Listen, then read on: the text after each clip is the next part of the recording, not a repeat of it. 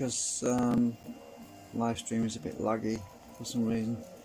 Right, so I haven't explained about the field reversal problem, and I'll explain what that's all about. And you can't do this with just one segment. I'll tell you the reason for that is quite simple. I'll try and keep it as easy as possible.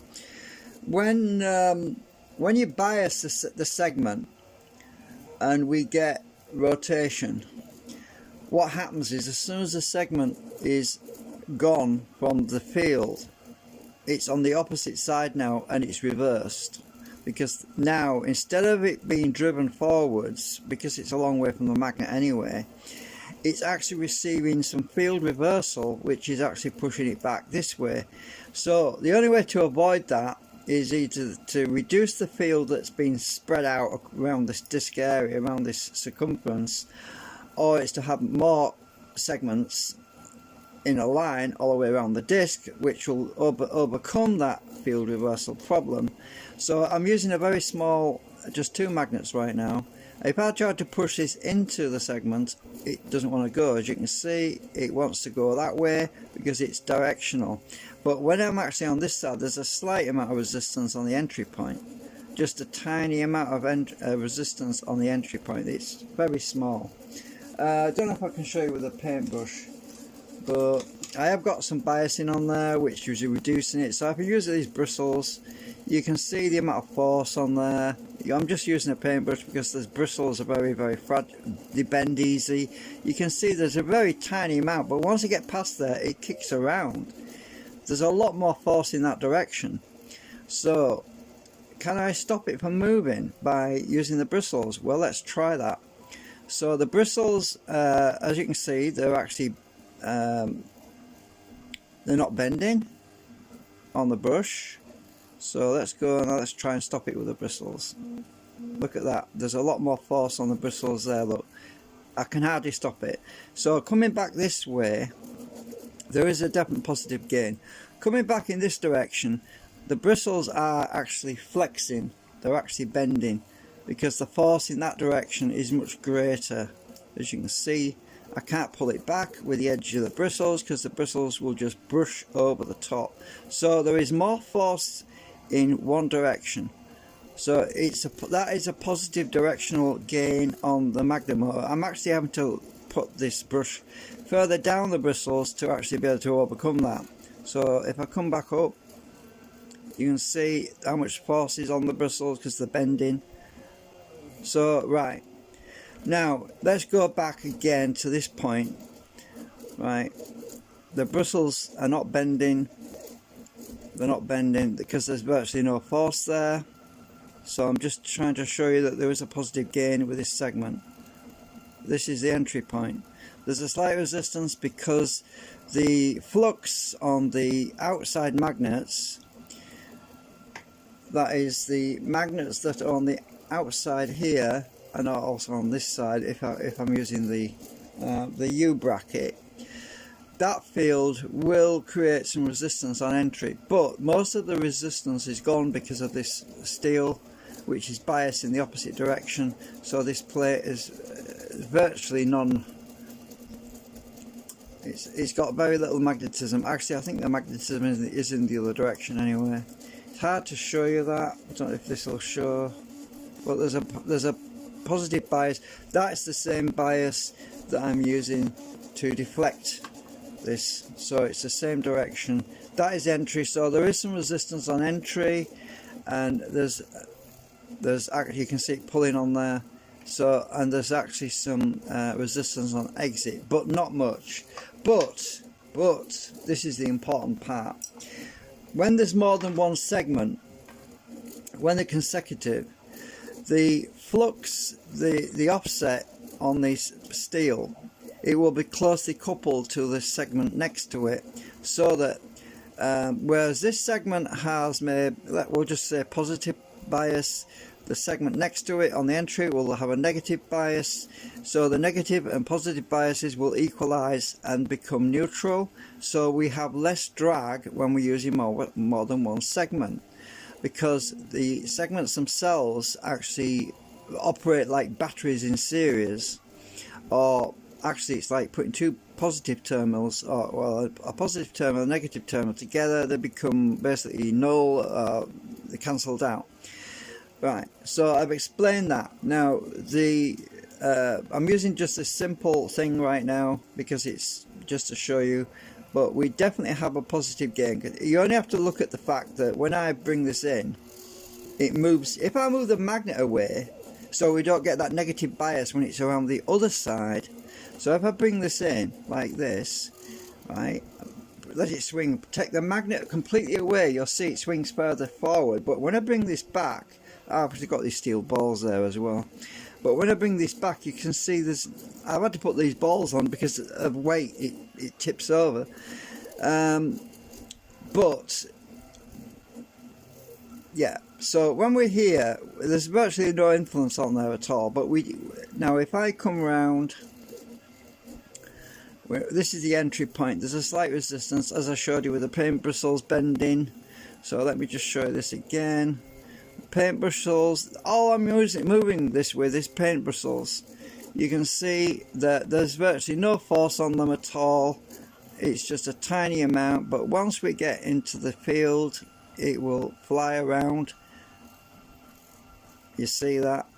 That is a gain. Now if I try to do the opposite, if I try to bring this around in the opposite direction, and I have to bend this pretty strongly, that hardly moves really. It creeps around very slowly.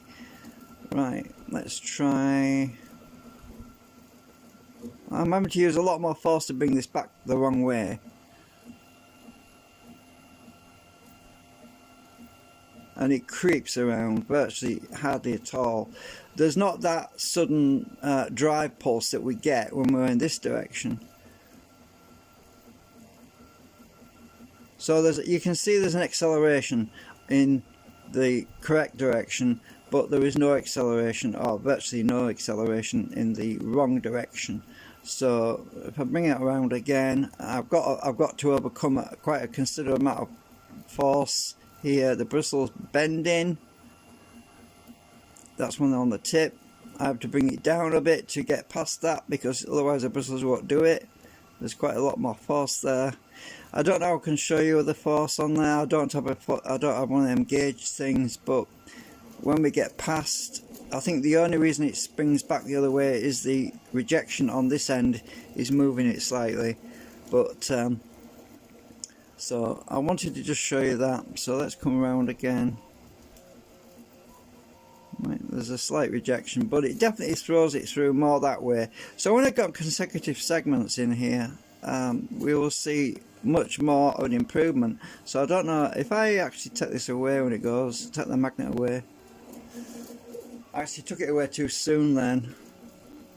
This is just smaller. This is a smaller magnet as well I'm using right now, so it doesn't fly around. Let me get the big one. Let me get the big one.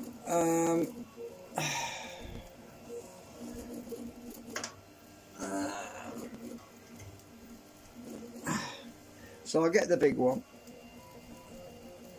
Now let's use the big one. I'll try and get the paintbrush in the same, but it's hard to hold this actually. I need to hold this like this. I don't want to crash into it. Let's see. I've got to line it up with the track. Right, bristles. There's a bit more rejection on the bigger magnet. Oop, it hit that and I crashed into it.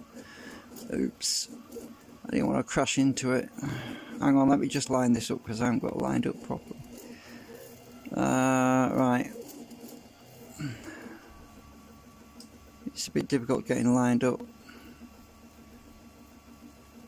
You can see there's a definitely positive gain there. The bristles, how bendy are they? Not much at all. Right, so how bendy would they be the other way around? Oops, I've got stuck on the metal. How bendy would they be in the other direction? Oh, I have to go around the back somehow. So if I'm trying to do this the other way, this is a much stronger magnet. the bristles are bending. Oops, I got caught, I hung up again. So yeah, anyway, you can see there's a definite gain on the positive side. If I bring this into the middle like this, oh, I've got hair on it now. Just bring this in the middle with it. Where's that freaking hair? I can't see it. Where? There it is. Right, come out, you twat. Right, I'll just bring this into the middle. Oops.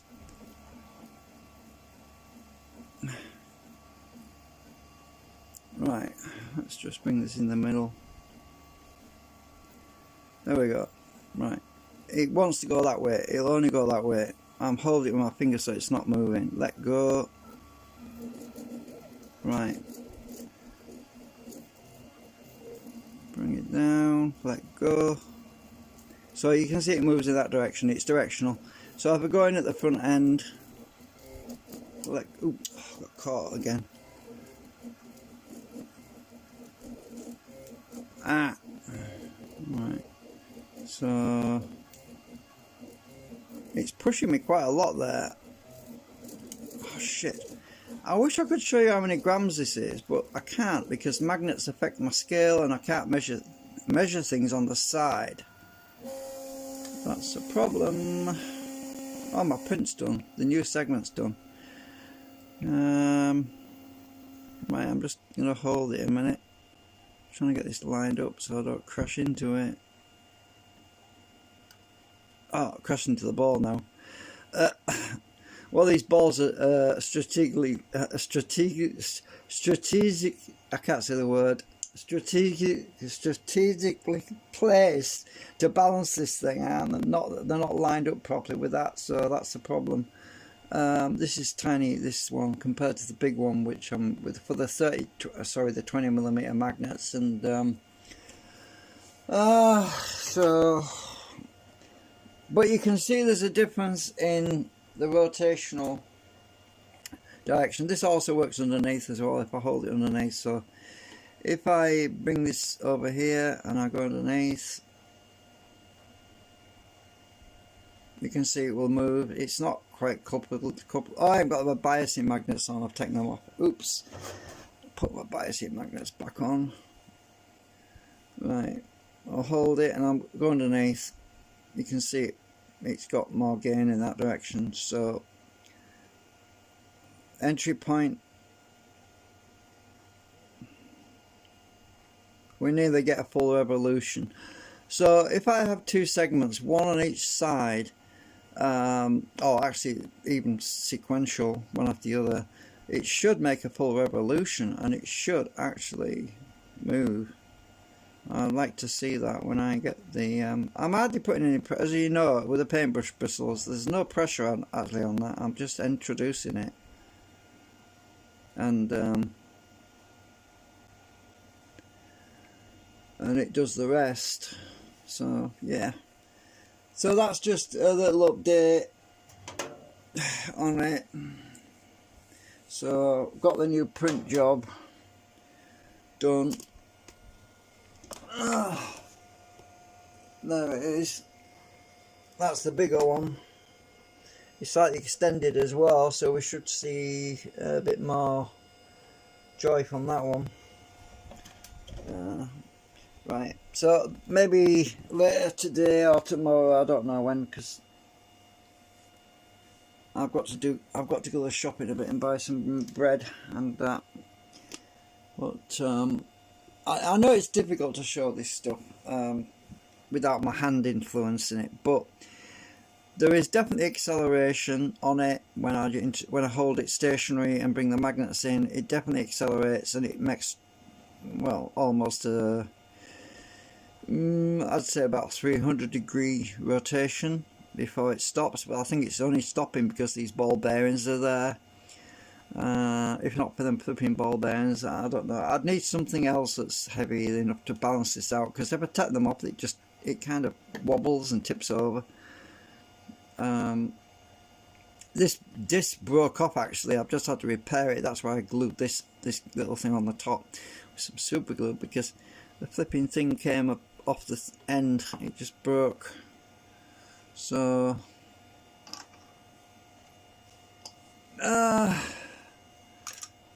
yeah, anyway, I'll be back later. I've got to get that other segment sorted.